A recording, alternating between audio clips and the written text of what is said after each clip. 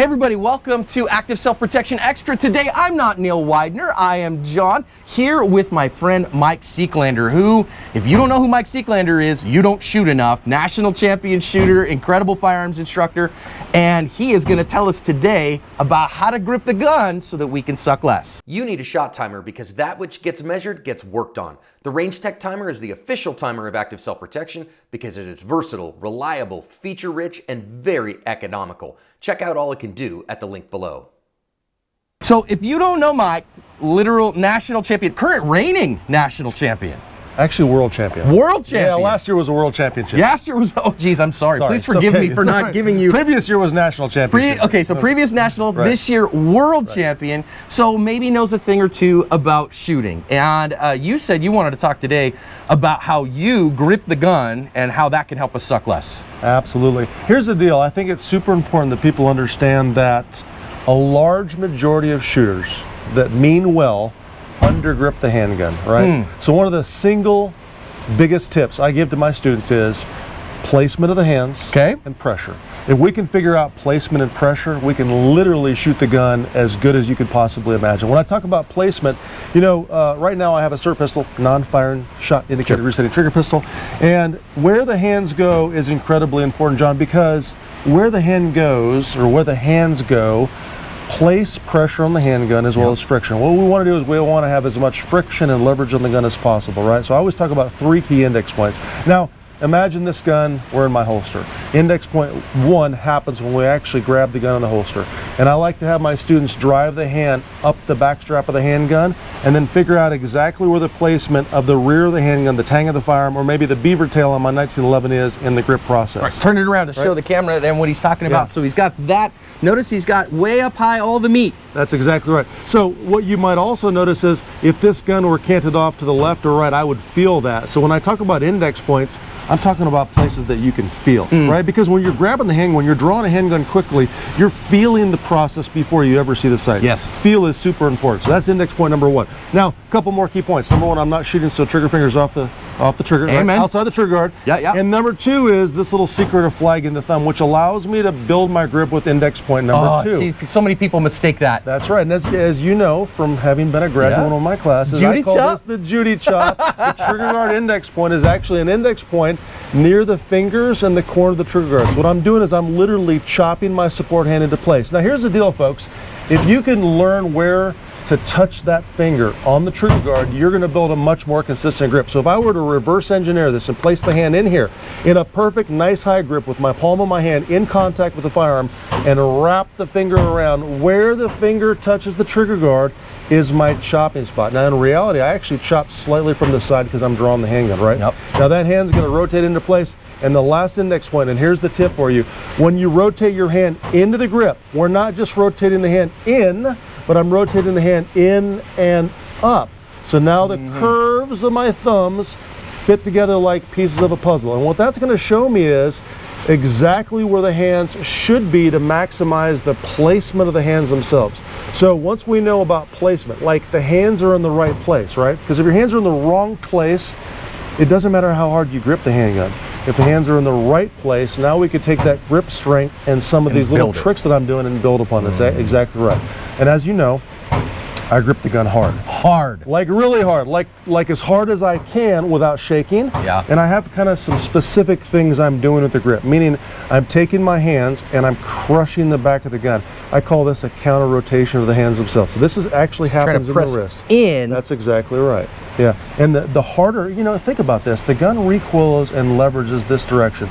So the more pressure we can get up on the top of the gun, John, and more on the back of the gun, the more pressure and more control we're going to have. So in essence, we're simply building a wall on the back of the handgun. Does that make sense? 100%. Yeah, what are your questions on that? So I love the fact that we say, okay, so we've got high. When I kind of teach this, I go, okay, so then when I am generating counter torque, I got to generate it as low as I can. So I'm like fighting this competing battle between gripping as high as I can and putting pressure as low as I can on the gun at the same time. Yeah, and let's talk about that real quick. A lot of shooters, I'll give you camera a good perspective, like to take their elbows and rotate the elbows nice and high. For me, that actually hurts my shoulders. It does me too. But what it does is, when you rotate the elbows up, it actually pulls the bottom of the palm away from the gun. So you're exactly right. When this thing torques, having the placement of pressure on the entire grip is super important. So when I'm actually shooting, I'm shooting from an elbow position that is somewhat relaxed and strong. You know, it'd be like if we went outside and your car battery died and we had to push your car, we would both walk up to the back of the car and our elbows would drop down and we would get strong and stabilized and we would push the car like that. So you want to find a natural position that works better for your shoulders. And by the way, take care of your shoulders. The more you're flaring those shoulders up and externally rotating them or doing, you know, things that you shouldn't be doing that the shoulder's not designed to do, the more pressure you're going to have on the shoulders, you know. And the more problems it's going to cause you. Exactly, it's going to happen. So we've got this now, and so now tell me, how about you just grip hard? Is there any particular place that you focus on making sure that you have hard grip and firm grip? The reality is, once I've got my hands in the right place, I'm actually hooking with these 3 fingers, and I'm driving, naturally driving in with the palm of my strong hand, and then I'm going to drive in with the palm of my support hand. So imagine, as I'm extending the handgun, my finger pressure is increasing, and now my palms of my hands are counter-rotating. What you can't see with the camera necessarily is I'm actually pushing the palms of my hands together, and there's a spot where I will stop and I'll have maximized my grip. Now notice my arms are still slightly bent, because I want to give the recoil somewhere to go. I don't want the recoil to necessarily flip straight up in the air. I want the recoil to be absorbed like a shock absorber. Straight up, another thing is, you get a little bit older, if you try to shoot with those elbows locked out, it starts to hurt. That's man. exactly right. I constantly have, man, what's up with that elbow? What's up with the shoulder? So you got to take care of that body, And that's the pressure. And then when I extend the handgun, when I'm at maximum pressure, I'm literally gripping the gun as hard as I can if I'm doing my job.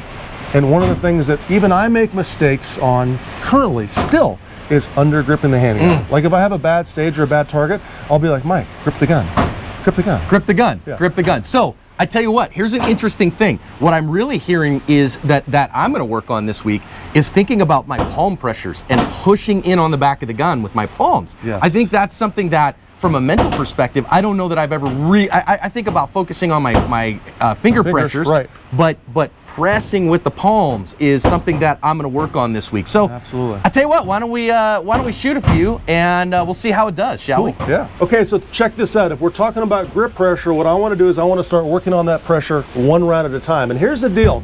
When you work a 1 round at a time drill, that allows you to apply the pressure you want to on the gun and test it. So every time, in essence, I'm firing the gun, I'm testing my recoil control. And what I'm looking for here is I'm trying to minimize the amount the front sight lifts out of the rear sight. And remember, during the aiming process, front sight and the rear sight on the target, right? So you need to have that relationship. For those of you optic shooters, and maybe we'll pull out an optic here in a second, you're watching how much your dot travels and how it travels. So number 1, I'm minimizing the amount the front sight raises, and I'm maximizing the return. The return and where it returns, John, is the most important point. Amen. Because if the front sight returns to somewhere else, what do you have to do? I got to correct. You got to correct it, okay? So to do this, I'm going to start a real simple drill. I'm not even going to draw the handgun. I'm going to start from index point number 2. Remember the Judy chop, trigger at index point? Chop. Right, and I'm going to slowly build that grip. So my grip pressure is increasing. Of course, I have a 1911, so safety goes off. And I'm maximizing the pressure, pushing my palms together, prepping the trigger, and firing that shot. And what I look for is what the front sight did. Did it raise very much? And how fast did it return? So now in my mind, I'm thinking, okay, where can I put more pressure? How do I adjust that pressure? And 1 round at a time, extend that handgun, build the pressure on the gun, fire that shot every single time, right? One thing I want you all to see is how solid Mike's safety procedures are. He goes on the sights, safety comes off, finger to the trigger, comes off the sights, finger off the trigger, and safety on, and does that. That's good safe practice. Absolutely. And think about this. If you are shooting a manual safety system, whether it's a 1911 or maybe a M&P series with a manual safety, or maybe a decocking system, because this is a 1 round drill, we're simulating that we came out of the holster and fired 1 shot. So whatever you have to do on your manipulation devices, make sure you're doing that, okay? So I'm going to continue this process. So watching his front sight, wow. Reset the trigger, finger comes off the trigger. So when you're building that grip pressure, thinking through the palms and getting all the friction you can on that gun. That's exactly brings right. your front sight back where it is. And I'm constantly paying attention to placement and pressure. One more thing, one more tip for you. When you're doing this, I'm not just paying attention to what happens in my hands, I'm also paying attention to what happens in my body. So for example, if I fire that shot and the gun stands me up slightly, right? That was just one round of 9mm. So if I had to engage or fire 3 or 4 shots, whether it's 2 or 3 shots in a match or 4 or 5 shots in a defensive situation, if the gun is pushing me upright, that's wrong. So what I want to think about doing is getting my upper body weight and leverage slightly behind the gun and counterbalance it with my lower body. So I'm not just paying attention to my grip, I'm paying attention to what my upper body does, right? Every single time, firing that shot, one round at a time, learning from the process. That make sense? Does. All right, everybody, this week, if you're gonna suck less in your dry fire, I want you to think about palm pressure, palm pressure. Make sure that you are thinking through how much can I maximize that grip pressure. Do it 3 times this week. I think that maybe a world champion can teach you how to suck less.